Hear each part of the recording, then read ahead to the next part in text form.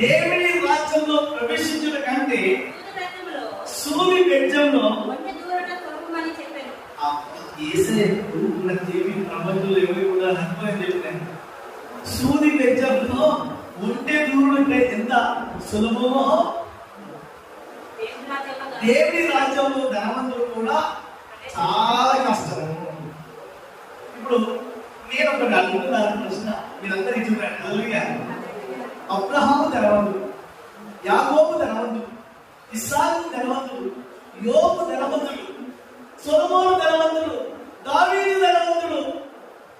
వీళ్ళందరూ దేవుడు దగ్గరికి వెళ్ళకపోయినా చెప్పండి వెళ్ళలేదు. మరి ఏ సేవకుడు అంటాడు ధనవంతుడు దేవుని రాజ్యంలో ప్రవేశించడము అసంభవం.